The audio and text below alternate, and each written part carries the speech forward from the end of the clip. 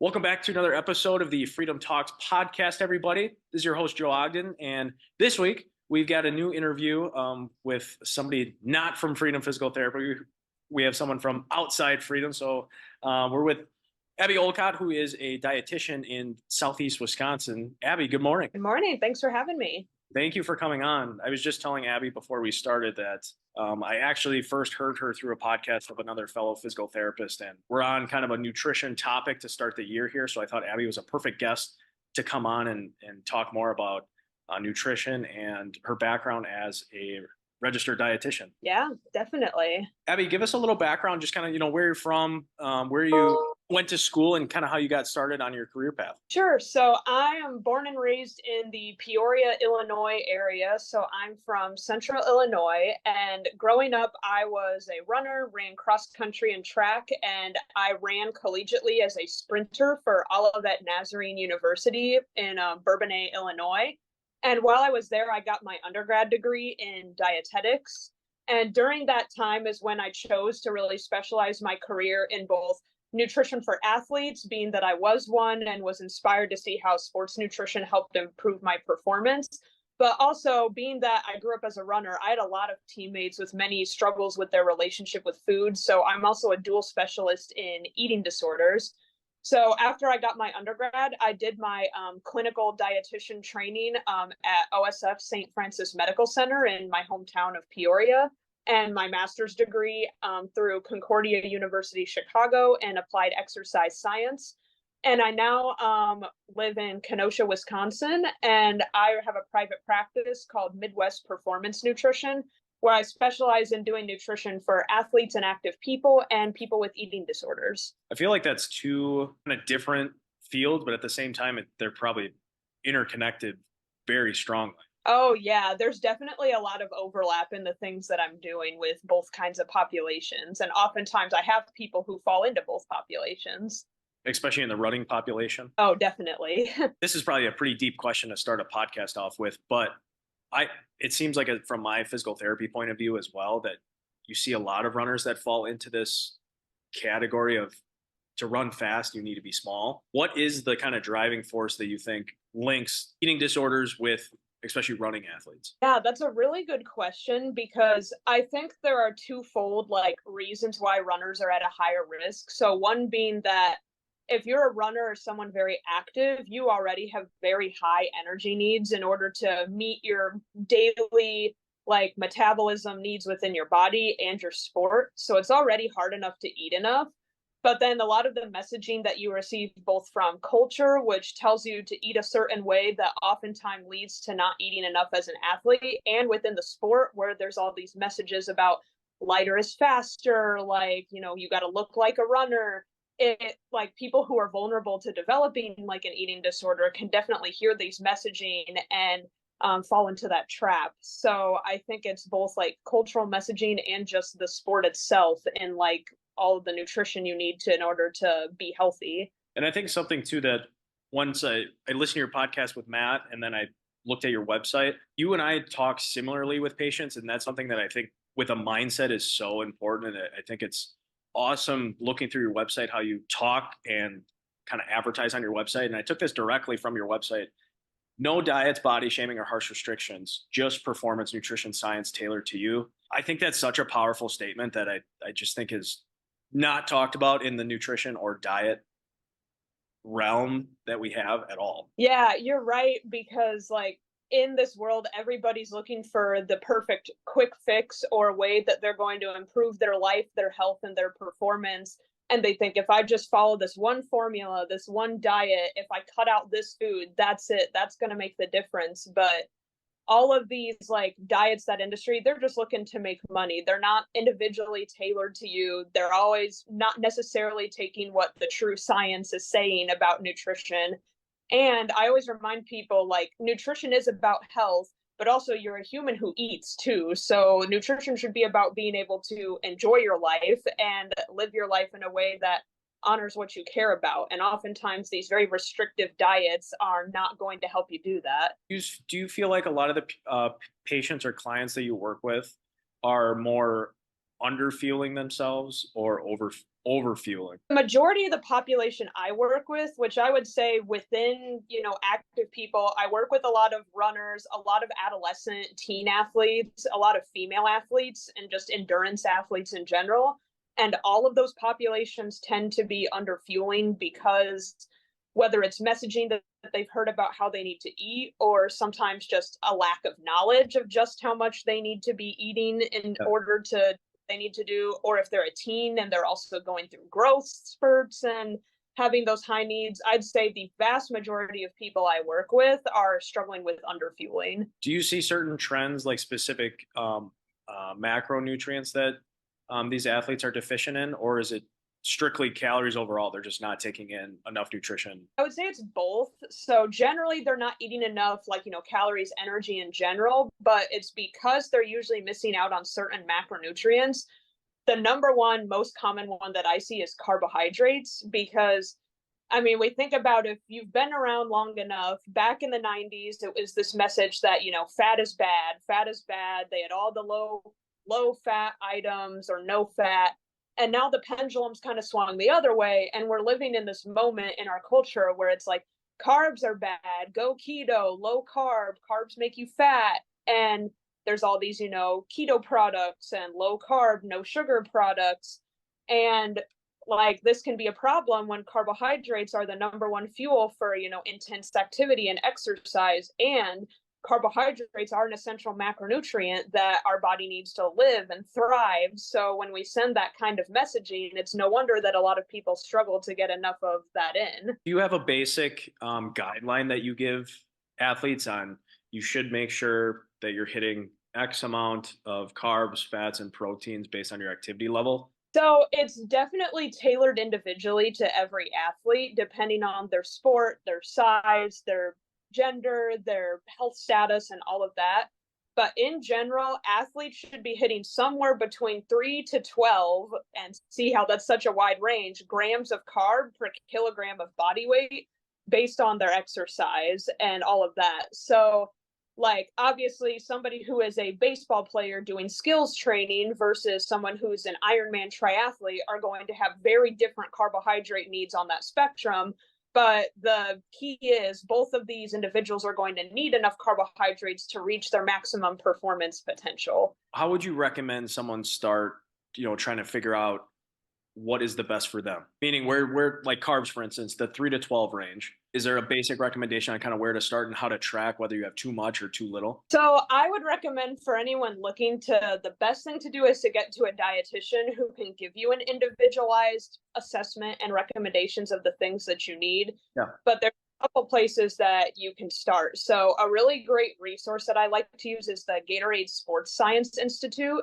They have a lot of resources on their website that provide certain recommendations to athletes based on the sport that they do, or if you're just an active individual, like the amount of activity level that you might do.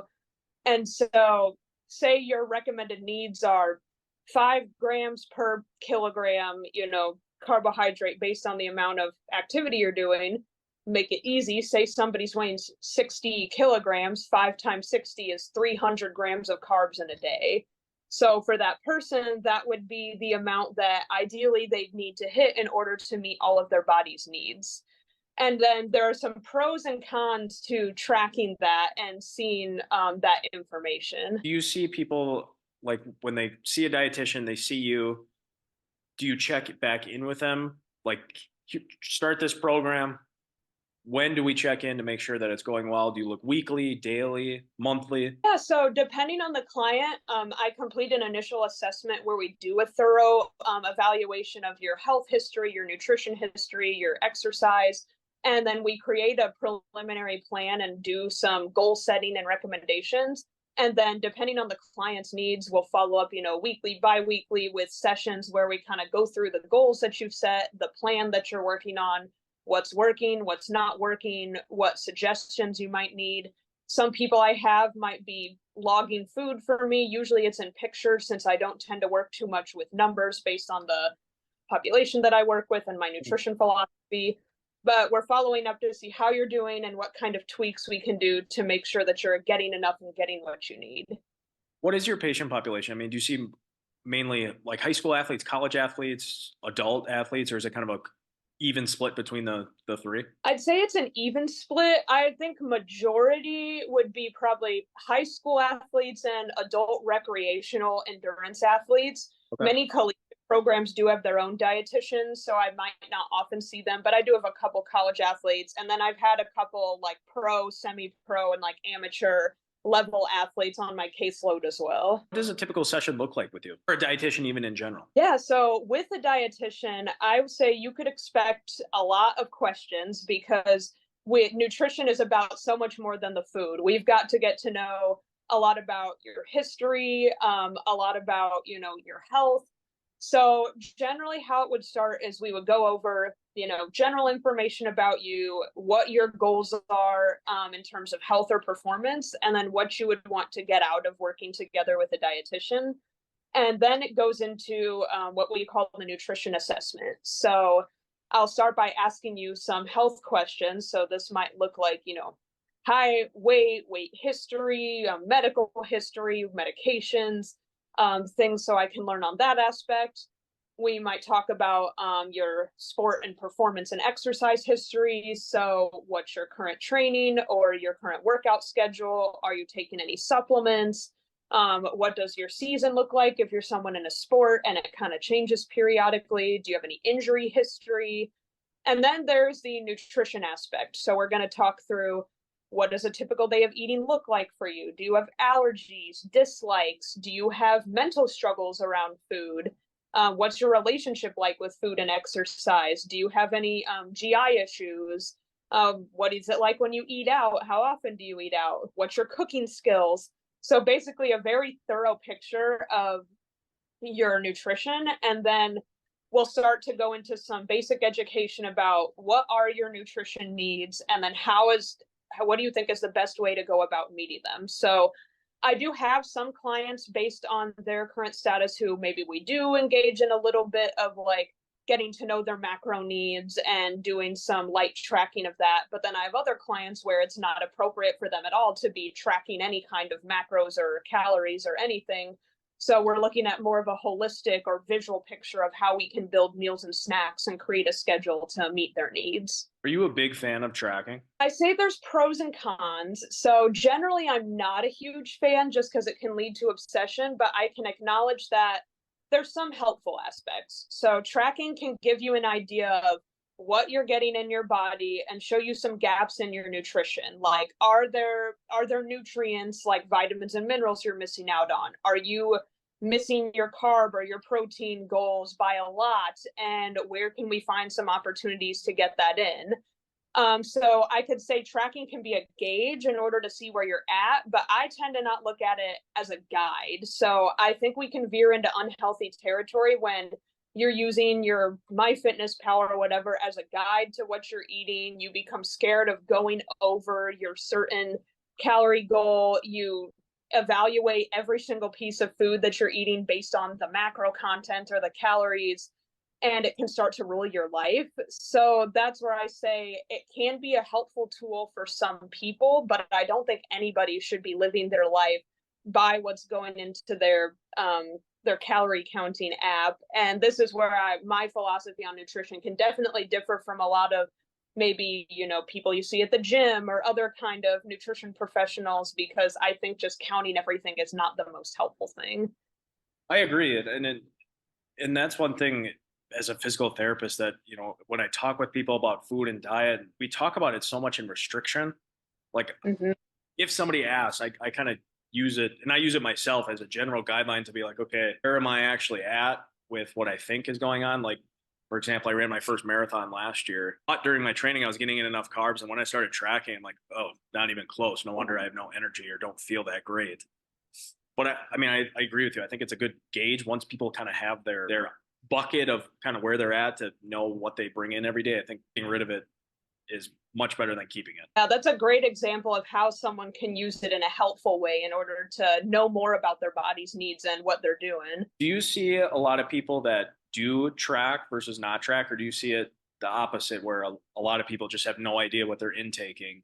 And once they start tracking, it's like, oh, I think it definitely depends on the person. I've definitely got clients who come in and they're like, "Oh, like I really have no idea what I'm supposed to be doing." And they're like, "I'm just trying to eat healthy, to be able to do this." And then come to find out they're like, "Oh man, me trying to eat all this protein and fruits and vegetables, I'm barely eating enough to do this half marathon training. No wonder I feel terrible." Or they might be like, "Oh yeah, I get tons of fiber in. I'm really working on that." And then turns out they're only meeting less than half of their fiber needs to Yeah. work on this medical condition.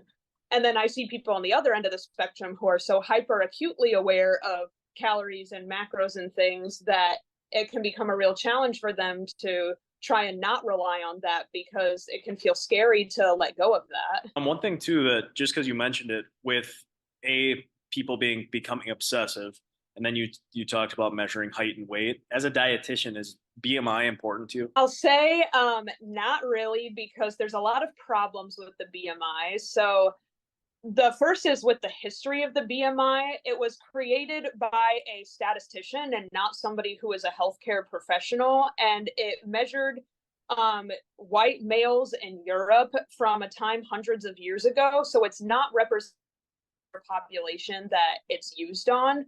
And BMI is also not a measure of body composition. So somebody who's an athletic person might end up being at quote a high BMI, but because they're very muscular, that they might be in that category. Another thing too is we treat BMI as this like catch-all category where it's like you need to fall within this normal weight range and that's what's going to make you healthy. Well, there's no one BMI that's healthy for every single person.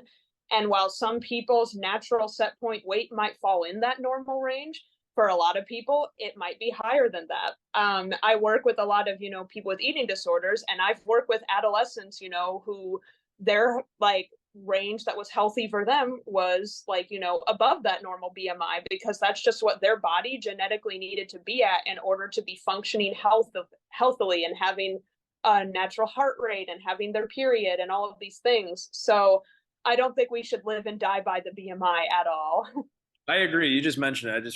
I was curious what the dietitian world thinks of it. I mean, I think it just gives an inaccurate picture of what's actually going on in someone's life if you just it's something that we see still a lot with patients.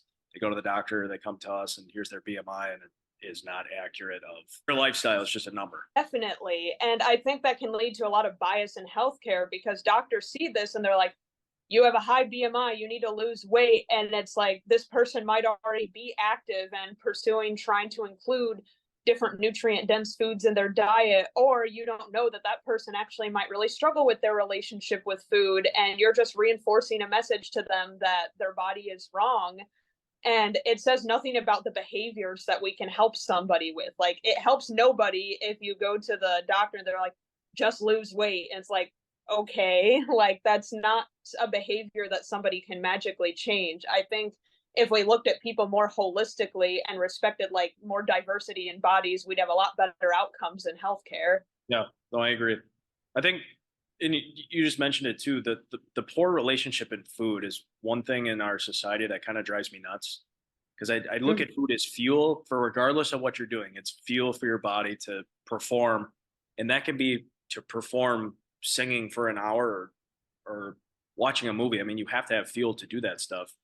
How do you work on changing that mindset with patients that have an eating disorder because they have such a poor relationship with food to kind of shape that to where they're getting in the nutrients they need, they're getting the proper micronutrients they need? Yeah, that's a great question. So, a lot of it is I take a very science based approach. So, whether it's somebody with an ED or not, I think knowledge is power, and having the true evidence of what is helpful and not just what TikTok or Instagram or Google says is good for you can help you to realize what your body needs. Like, for example, it was going all around, social media saying that, women need to be on a 1,200 calorie diet. And it's like, well, that's enough to feed a toddler, not a full grown, active woman.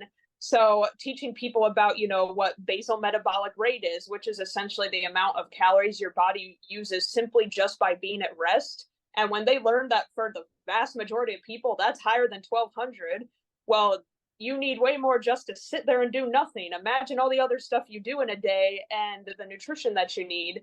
Also learning about what different nutrients do for you and why it's important. I think knowing the why is really helpful for people. But then I also try to talk about too the purpose of food beyond just being fuel, because food is fuel and it's so much more. Like food is cultural, spiritual, emotional, social.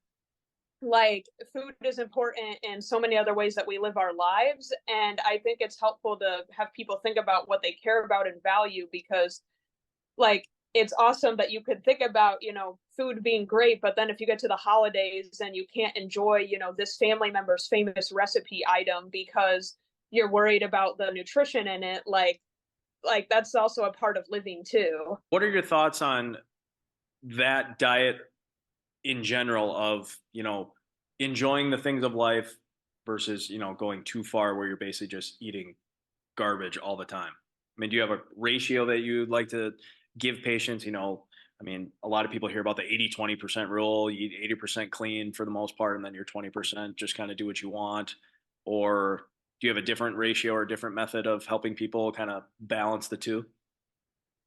Yeah, that's a good question too, because the answer might surprise you. I really don't have a specific rule, because what I've found that is, at least for a lot of the people I work with, putting a specific kind of rule or like labeling foods as like different things cannot be helpful, because a lot of times I see things where people are like, oh, I'm doing so good during the week. And then on the weekend, they're like, and then I drank 10 beers and then I ate 5 pizzas. Like I'm exaggerating a little bit.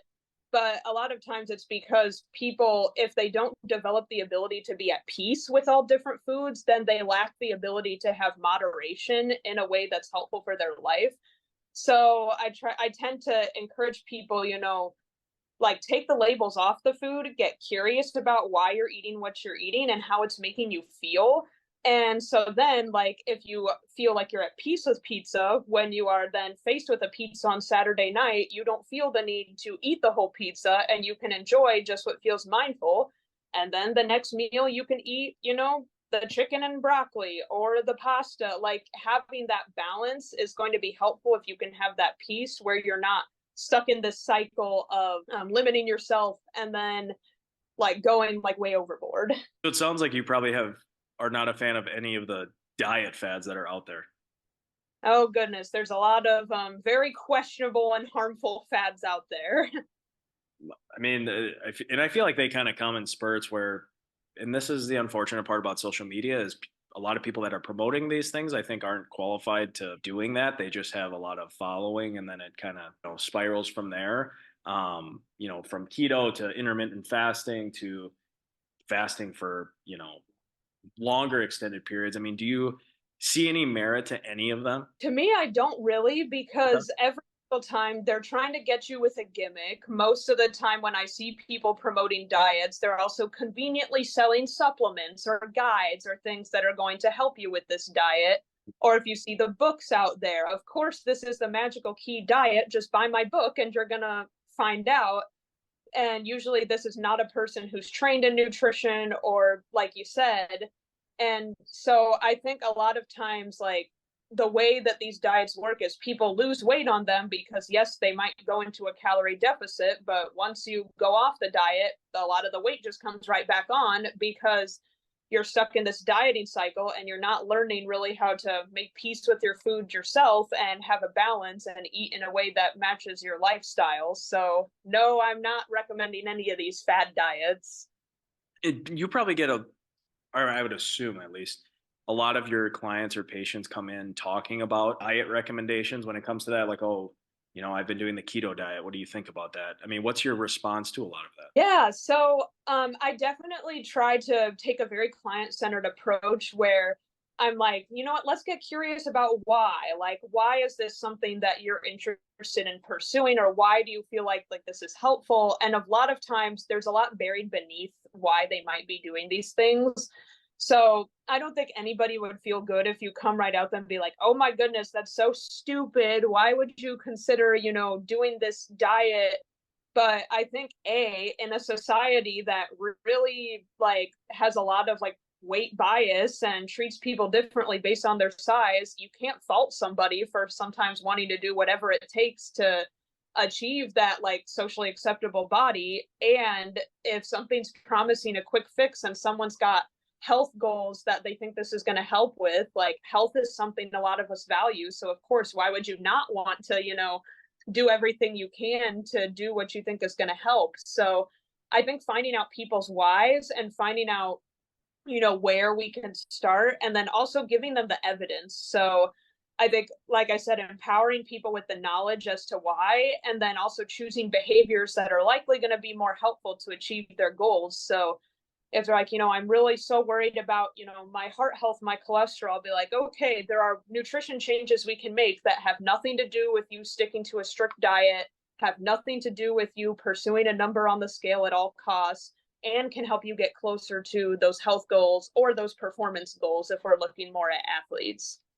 And you just mentioned it too. What are your thoughts on the number on the scale with people that are tracking their weight with the number on the scale? Oh goodness, that number on the scale, let me tell you. So I would say that the number on the scale does not say anything about like your worth as a person or anything outside of physical things.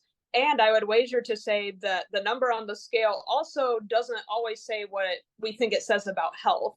A lot of people think, oh, if I weigh over this certain number, like I'm unhealthy, I'm this, I'm that. But what the philosophy I practice from is bodies tend to have a natural set point range that if you are, moving in a way that feels good for you, that you're eating a moderation of foods that you enjoy and foods that provide nutrition, and that you're doing things in alignment with your values, you're likely going to settle where you need to be. And at least in my practice, I'm not somebody who does do intentional weight loss as a dietitian. So I'm far more focused on the behaviors than any specific number. Do you even value tracking it at all? Like even if you have like eating disorder, undernourished, do you value, looking at it from a week to week basis to make sure you're actually taking in enough calories to be gaining weight? Yes, that is something that I do. So like if it's somebody who does need to, restore from having an eating disorder or going through that process, that is something that I do monitor. So I don't always say that like believing that there is a naturally healthy weight range for each person doesn't mean that every weight is going to be healthy for that person. But I also still say like you can have a professional monitor that and make sure that things are going on, that stuff's going okay with your health and treatment. And you don't need to be so hyper focused on that number that you need to do whatever it takes to change it or keep it from going up or what have you. And if we're not looking at, and I mean, I agree with you. I think the scale, and we talked earlier about BMI. I think those two numbers it just leads to so many biased opinions, I think, because we can manipulate numbers however we would like them to. If we're not looking at those two things specifically, or even tracking calories, so to speak, on the MyFitnessPal, what would you use as a good gauge to, really feel like you're taking in enough nutrients or not taking enough nutrients? Sure, that's a great question. So I'll kind of split it into like, exercise and athletic performance and just general health. So for general health, there are things we can look at like, are you eating more of certain foods and nutrients that you wanted to add in, like more fiber, more fruits and vegetables, more protein, more carbs, more iron, more this, more that? How's your training look? How are your energy levels?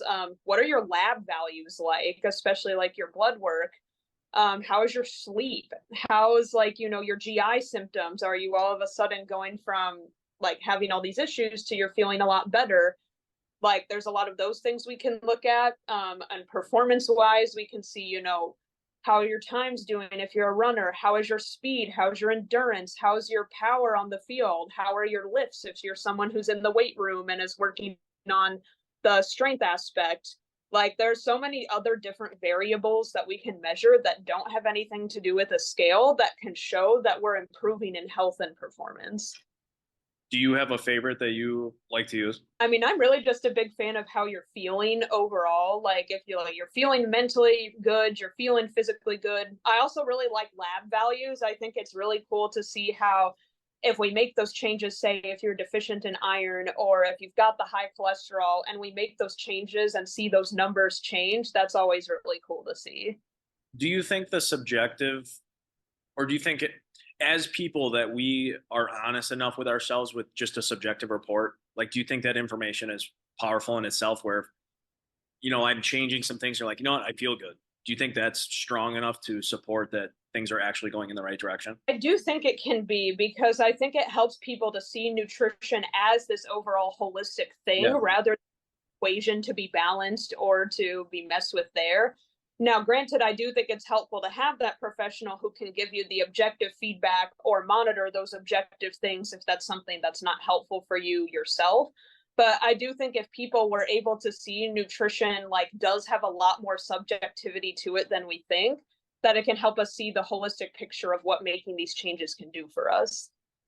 Do you see a common theme of whether it's a mineral or vitamin or um, macronutrient that people are deficient in, that if you were to give one recommendation, it would be this? Oh man, that I'll stick the first thing you said was micronutrients. Since I'm in Wisconsin, remind me, are you in Wisconsin as well? Yeah, yep, we're just north of Milwaukee in Fox Point. Yes, that's what I thought. So, I mean, we're in the upper Midwest. Vitamin D is the biggest thing that I think we can consider, because we are at a high enough latitude and on Earth, and we just don't get enough warm weather and sunlight that almost everybody I see in the Midwest is deficient in vitamin D. So that's one to definitely check. Other nutrients to be mindful of, depending on who you are, like very active athletes need to have more carbs. Protein is really helpful if you're aging. If you are having, hormone troubles or losing your period, getting more fat, like there's all sorts of things to consider. But the first thing that came to my mind was that vitamin D. Do you think vitamin D? I mean, I agree with you. I mean, it makes perfect sense. I would agree that I think most people are deficient in it. Do you think it's safe to just supplement vitamin D, or is it recommended to see a dietitian first, see your doctor first to make sure that it's safe? Or do you think it's a relatively safe product that people can take it without, taking too much where you're starting to have ill effects? I would recommend getting your levels checked by your doctor first, because vitamin D is a fat soluble vitamin, which means that if you start taking mega doses of it in a supplement, like our body stores that, and you could see effects of toxicity by getting too much. But getting it checked can give you a baseline of where you're at. And another thing to consider is you don't have to run straight to a supplement. Like if you are concerned about your intake and you're not quite ready to get, levels tested, start including more foods that have vitamin D in it. So things like, fatty fish like salmon, egg yolks, mushrooms, milk and dairy products. Like there's ways you can include more foods with it without having to run and get a supplement. You think food is always better? I say my philosophy is food first, but not food only. So I'm not anti supplement, but I think it is always best to start with food before running towards a supplement, because especially the supplement can fix it and get your levels back up. But if you don't fix what's going on in your diet in the first place, then you might end up just right back where you were. Do you see a lot of people too that come in with, more supplement recommendations? You see they're taking all these different things supplement wise, and you look at their diet and they're not getting any sort of nutrition benefit from it, where they're trying to get all that supplementation, or excuse me, all the nutrients from the supplements? I do see that pretty often. So example, say I've got an athlete who comes in, they're like, I want to gain weight, I want to put on muscle, and then come to find out they're definitely not eating enough in the first place, or they're like, I want to add this mass gainer, and they're not eating breakfast. I'm like, look, we've got a place we can start before we work on adding this. Or I have athletes who are like, I'm iron deficient, like, and maybe we need that supplement, but we do a thorough review of their diet and they're really not eating a lot of high iron foods. Or they're like, I'm just so tired after, practice, or I'm just so tired in general. I heard this supplement's going to help with that. And then I see there's some parts of their diet that they're missing out on, or I'll take this antioxidant capsule, but they're barely eating any fruits and veggies. Like there's places we can start before we go towards that supplement. Yeah. I find that to be interesting about our culture in general. Like the weight gainer one is one that drives me up the wall crazy, because if you just look at the nutrition label, it's sugar. There's really no real hard nutritional value in a lot of them. It's all filler. And people are like, oh, there's 1,000 grams of protein in a serving. It's like, you're not going to process all of that. They're very expensive too. Yeah. Like it could be cheaper for you to focus on energy dense foods and building that up versus getting these expensive supplements. It's one of the, as a physical therapist, and nutrition is something that just is interesting to me because I look at it as, treating holistically for people, that we also need to, see what they're eating. Because if you're eating garbage, your rehabilitation, your recovery is not going to be the most optimal. But a lot of people don't even know how to read a nutrition label or what goes into a nutrition label. I just find that to be one of the most interesting things about our society. Yeah, getting back to the basics is always going to be more helpful than pursuing the newest trend or this newest fad supplement. Do you see a lot of patients that come in with, hey, did you hear about this fad or Oh, this definitely. Like supplement? asking about this fad, this supplement, what this athlete's doing, or this influencer, or this celebrity. It's very common for people to ask about the latest trends. Like, for example, I adjunct teach at my alma mater. I teach sports nutrition online. And one of my assignments is to have them watch this Netflix documentary that was big a few years ago called The Game Changers. And that documentary was about how going vegan is the newest, thing that's going to definitely improve your performance. And it's not a bad thing to go vegan if ethically that's what you want to do. It's going to be very hard for you to get enough of certain nutrients, and you really need to evaluate that. And it is not a magic bullet that's going to improve your performance and health compared to other changes you can make, nor is it sustainable or practical for everybody. And so a lot of these documentaries, like I think there's another one out on Netflix now that's like some twin study and might have some plant-based things or whatever, like they promote a very specific nutrition agenda, but then they stretch the science, they twist the research studies, and they're oftentimes funded by people who have an agenda where they just so happen to have a stake in a supplement company for plant-based or carnivore or keto or this, that, or the other. So I think a lot of people see these new trends, but then don't see what the actual problem is with a lot of this information. Do you even, and I feel like this is in general, the extremes get all the publicity and that's all we talk about. Do you even think there's even benefit to being completely all vegan or completely all carnivore? I mean, do you find it more beneficial to kind of have a blend of everything to make sure you're getting the proper nutrients from different sources? I'm a full belief of I'm full omnivore. I believe in getting a blend. I do know people who are vegan for ethical reasons, and that's something that I respect, and that you can do that if you take a very balanced nutritional approach to cover the micronutrients and macronutrients that you might be at risk of getting too little of. I'm not a huge fan of the carnivore diet because you're lacking fiber, you're lacking certain minerals and things you can get, and it's very expensive and all of those things. But in general, I am a big fan of an omnivorous diet. Abby, I assume that outside of work, you don't just like to read research articles and focus on being a dietitian 24/7. Outside of work, what do you like to do? Yeah, so definitely I'm a big time runner. So I'm training for a half marathon right now. I still keep up with it since I've been running since I was a kid. I'm a big nature lover, so I love the Ice Age Trail. I love, Lake Michigan and all of the things that we have offered to us in Wisconsin in terms of just the nature here in the Midwest. I'm a big fan of reading, so I like to just sit and chill and read. And then I'm also a big fan of concerts and live music. So love going to record stores and going to concerts. So like to get a little bit of everything. Now, I always like to finish my podcast with a question, because I think as healthcare providers, because we spend so much one-on-one time with patients and talk with patients about very personal things pretty quickly, because that's just a part of our job. I think our professional lives really blend with our personal lives.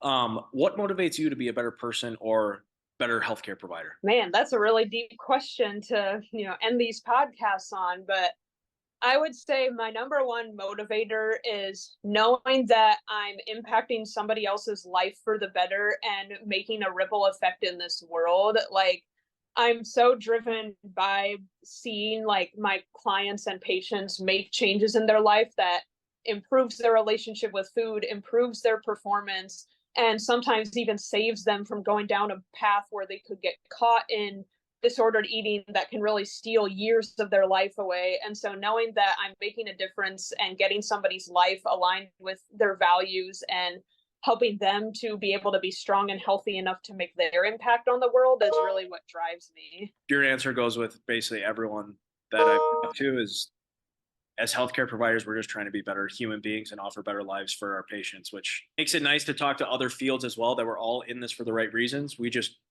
do things differently to assist patients, which I think is super cool. Definitely. Well, Abby, thank you for your time. Thank you for joining us. Before we finish here, if anybody has any questions or would like to contact you, where's the best way to contact you? Yeah, so you can find me on Instagram at Energy Sports Dietitian or on my website, www.midwestperformancenutrition.com. Those what I'd say are the best places that you can find me. Awesome. Thank you very much for sitting down with us today, Abby. All right, thank you. Thank you. We'll talk soon. Take care.